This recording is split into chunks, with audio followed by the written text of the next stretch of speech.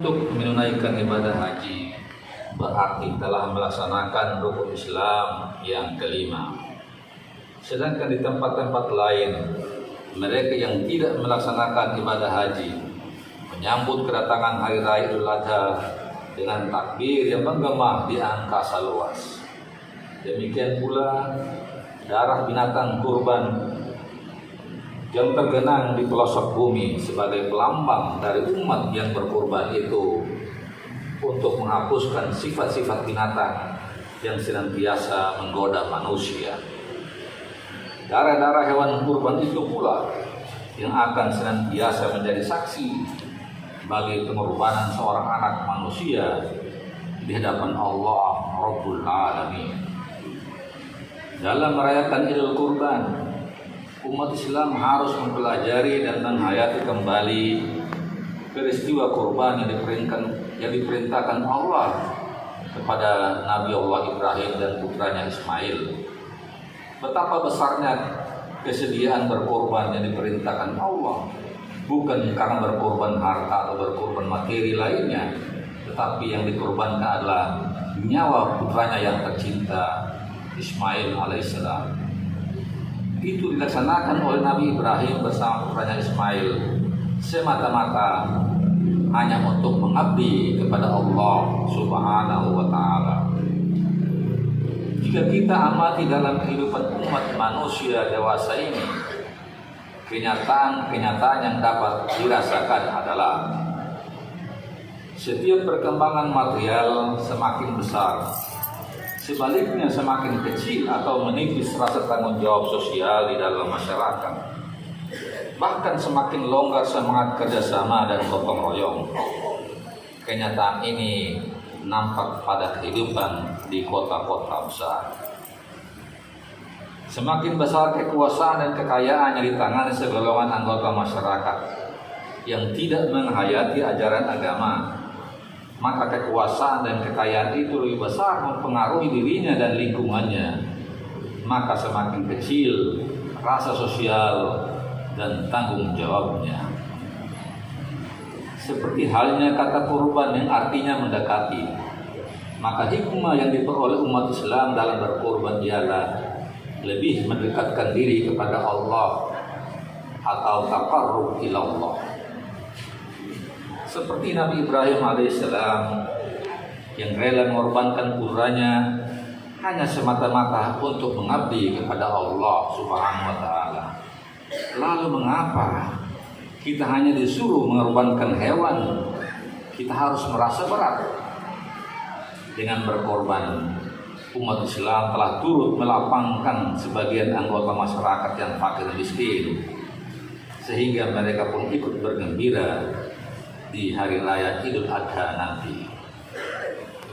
Dan dengan berkorban berarti langsung mewujudkan manifestasi syukur nikmat kepada Allah Subhanahu wa Ta'ala atas segala nikmat yang telah dilimpahkan Allah kepada manusia, apakah itu berupa nikmat harta, jabatan, kesehatan dan sebagainya.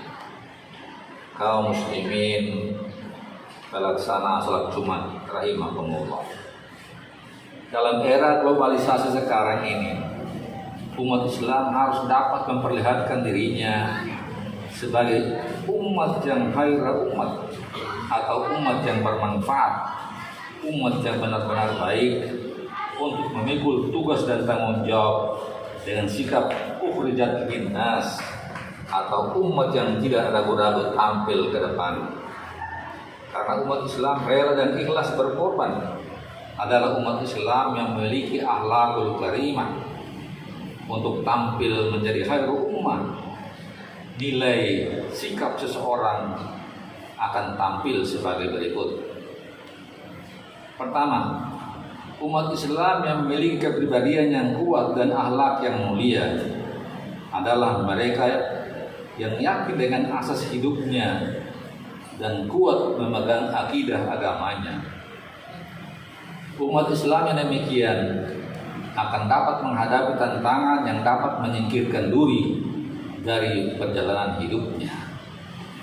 Umat Islam yang berkarakter teguh, ia tidak terombang-ambing oleh kencangnya arus yang melanda, ia tetap kuat memegang cinta sebagai asas perjuangannya. Dia tidak akan tunduk dengan paksaan apapun dan dari manapun datangnya. Allah Subhanahu wa taala berfirman, "Wala taqfu ma laisa laka bihi ilmun. Inna sam'u wal basara wal fuada kullu ulaika kana anhu mas'ula."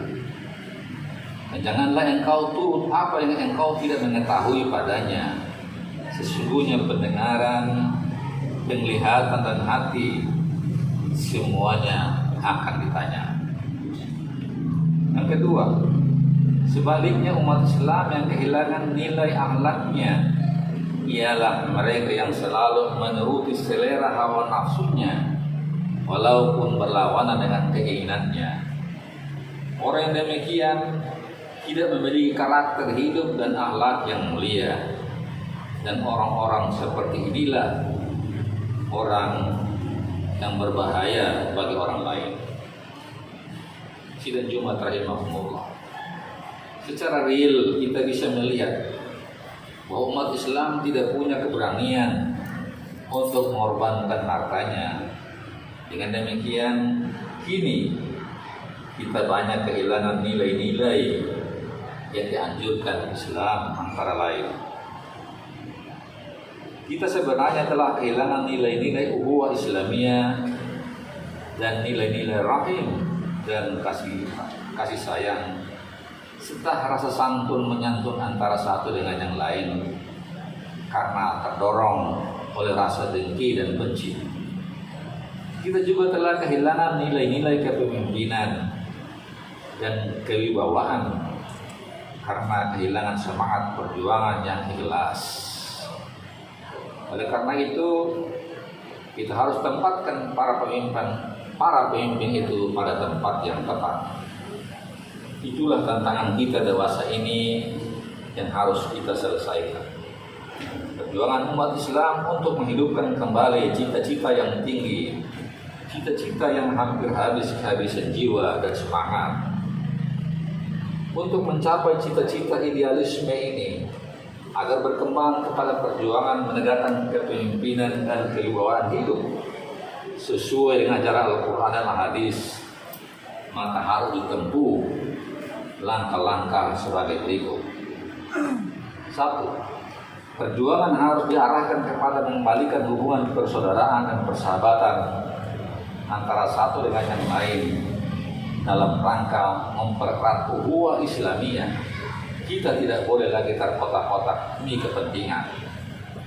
2. Disiplin menegakkan ibadah, menghubungkan diri kepada Allah Subhanahu wa taala. Di samping memupuk kembali sifat ikhlas berkorban. Cita-cita kita semua berkehendak kepada suatu keyakinan dan pegangan hidup, yakni berdasarkan Al-Quran dan Sunnah Rasul. Tidak ada satu perjuangan hidup di dunia ini yang tidak menghadapi tantangan dan kesukaran. Tidak ada seorang rasul pun yang luput dari ujian dan penderitaan. Namun cita-cita mereka tidak sedikit pun bergeser karena tantangan yang dihadapinya. Fa inna ma'al usri yusra, inna ma'al usri yusra. Karena sesungguhnya dalam kesukaran itu terdapat kelapangan. Sesungguhnya dalam penderitaan itu terdapat kemudahan. Hadirin sidang Jumat yang berbahagia. Untuk menghadapi kesukaran rohani maupun jasmani, umat Islam harus waspada. Langkah mana yang harus diayunkan karena perjalanan yang berduri masih panjang dan berliku-liku. Selagi napas masih mengalun, perjuangan dan pengorbanan untuk mendapatkan cita-cita hidup belum selesai. Di antara tujuan hidup umat Islam adalah mendapatkan ketentraman, ketenangan jiwa, dan keridhaan Allah Subhanahu wa taala.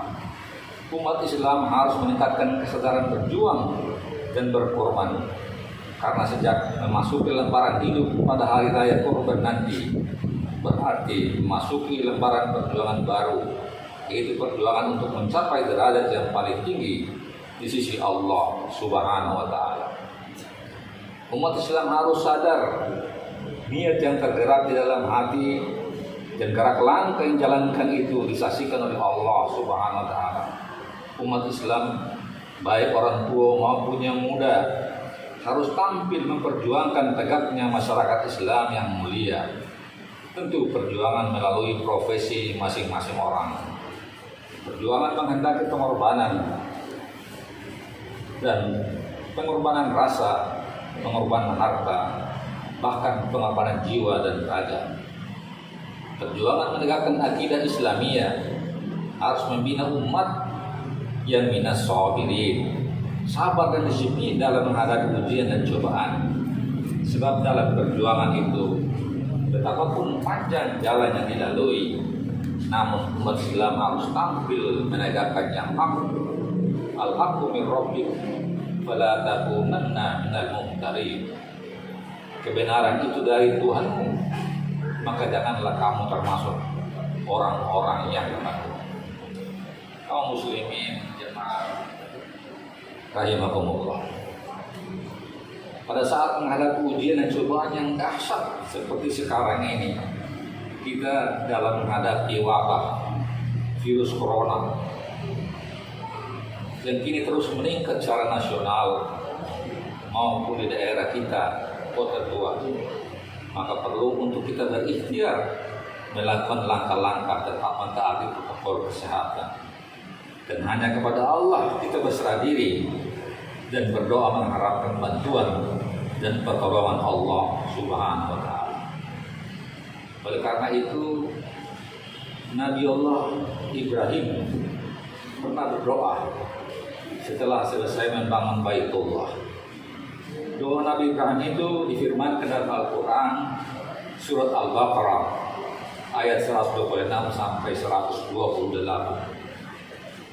Rabbi ja'al haza baldan amina. Ya Tuhan kami, jadikanlah negeri ini sebuah negeri yang aman. Warzuq alahu minas syamarati man amana minhum billah wal yaumil akhir. Berikanlah kepada penduduknya rezeki dan buah-buahan, yaitu mereka yang beriman kepadamu dan beriman kepada hari akhirat. Jemaah kaum muslimin rahimakumullah. Jangan biarkan keislaman kita menjadi kabur dan luntur antara gaya hidup yang secara lisan dipola dan dipoles untuk mencapai tujuan. Kita wujudkan keislaman itu dalam pengembangan tugas-tugas kita dalam menata kehidupan demi meningkatkan taraf hidup yang berkualitas, beriman dan bertakwa. Begitulah cara keberadaan kita sebagai hamba Allah. Cara seperti itulah yang disebut Islam ka'afah, Islam yang meliputi penampilan kita. Jadikanlah Islam sebagai nafas kehidupan, dan sekaligus genggamlah Islam itu sebagai amanah yang harus dipelihara dan dipertahankan di tengah-tengah kemajuan zaman secara bersama-sama ataupun secara sendiri-sendiri. Akhirnya saya mengajak saudara-saudaraku umat Islam untuk kita tetap berpegang teguh keimanan kita dan akidah kita. Jadikanlah hari raya kurban untuk mendorong semangat berkorban demi mencapai kemuliaan di sisi Allah Subhanahu wa ta'ala. Demikian khutbah kita hari ini, semoga bermanfaat. Ja'alallahu iyyakum minal aizin al-aminin wa adkhalana wa iyyakum fi ibadis shalihin wa fi zumratil muwahhidin wa qul rabbighfir warham wa anta khairur rahimin. Astaghfirullahaladzim alladzi la ilaha illa huwal hayyul qayyum wa atubu ilaih. Astaghfirullahaladzim alladzi la ilaha illa huwal hayyul qayyum wa atubu ilaih. Astaghfirullahaladzim alladzi la ilaha illa huwal hayyul qayyum wa